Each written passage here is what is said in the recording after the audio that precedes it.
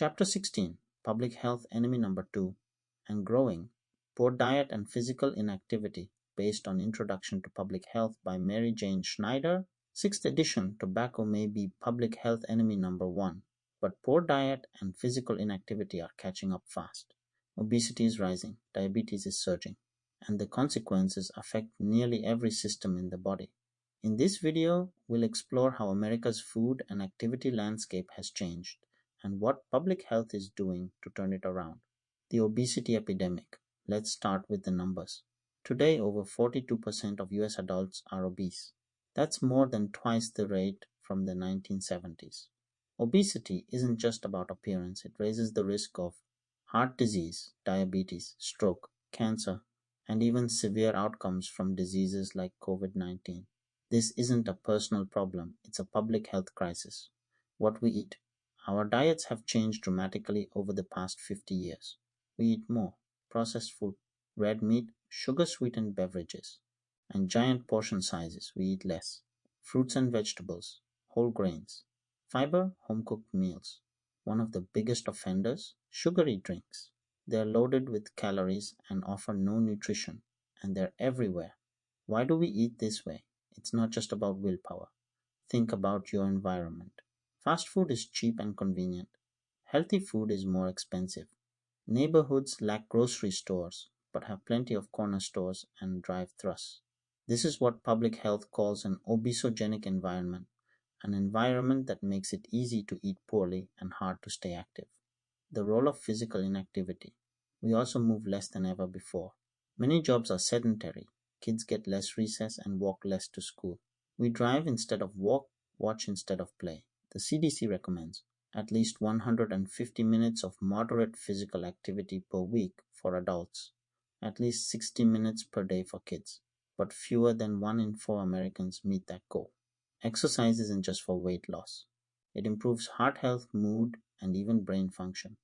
Childhood obesity. The rise in childhood obesity is especially alarming. Since the 1970s, rates have tripled. Why?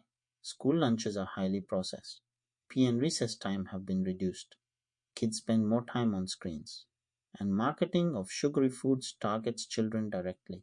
Obese children are more likely to become obese adults with long-term health risks. What can public health do? Changing individual behavior is hard, but changing the environment works.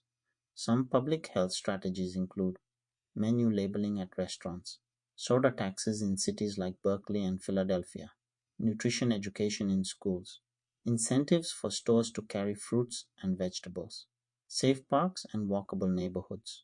It's about making the healthy choice the easy choice. The policy landscape. Public health is working to influence policy, not just behavior. The USDA's dietary guidelines and MyPlate are a step forward, but food lobbyists still influence what ends up in school cafeterias and on our plates. Policies like requiring healthier school meals, regulating food marketing to kids, expanding access to SNAP can shape food systems in ways that support public health. Medical interventions. For some people, diet and exercise aren't enough. Weight loss drugs exist, but many are costly or come with side effects. Bariatric surgery is more effective, but it's expensive and not without risks. That's why public health focuses on prevention, because once obesity sets in, it's much harder to reverse. Moving forward, the key takeaway? Obesity isn't just a personal issue, it's a systems issue. It's about how food is grown, marketed, priced, and sold. It's about whether neighborhoods are safe to walk in. It's about poverty, education, and access. Public health is shifting toward the ecological model, focusing on the individual and the environment.